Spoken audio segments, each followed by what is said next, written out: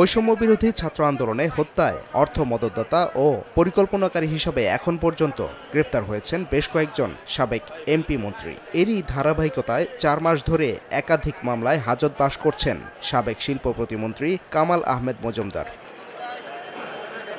সোমবার সকালে ঢাকার সিএমএম আদালতে হাজির করা হয় কামাল আহমেদ মজুমদার সহ আওয়ামী লীগের ৪ এমপি মন্ত্রীকে। এ সময় কাফরুল থানার হত্যা মামলায় নতুন করে গ্রেফতার দেখানো হয় সাবেক এই প্রতিমন্ত্রীকে। এতে এজলাসে কান্নায় ভেঙে পড়ে তিনি বলেন, মৃত্যুর আগ পর্যন্ত আওয়ামী লীগের হয়ে আর কখনো রাজনীতি করবেন না।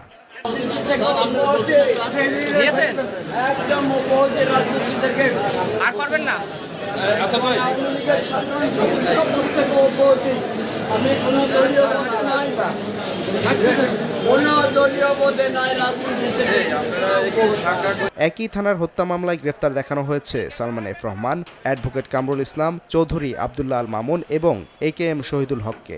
তারা যখন রাজপথে থাকে তখন তাদের মনে হয় 16 বছরের টকবাকে যুবক, আবার তাকে যখন এবার এই আদালতে তোলা হয় তখন তার নানাবিধ রোগে তাদের এই আপনার আদালতকে বোঝানো হয়। এবং কামাল আহমেদ মজুমদার আজকে আরেকটি কথা বলেছেন, সে বাংলাদেশ আওয়ামী লীগের প্রাথমিক সদস্য পদ সে রাখতে চায় না, সে রাজনীতি করতে চায় না। এছাড়া মোহাম্মদপুর থানার হত্যা মামলায় আনিসুল হককেও নতুন করে গ্রেফতারের আদেশ দিয়েছেন আদালত। সাদিকুর রহমান, সময় সংবাদ, ঢাকা।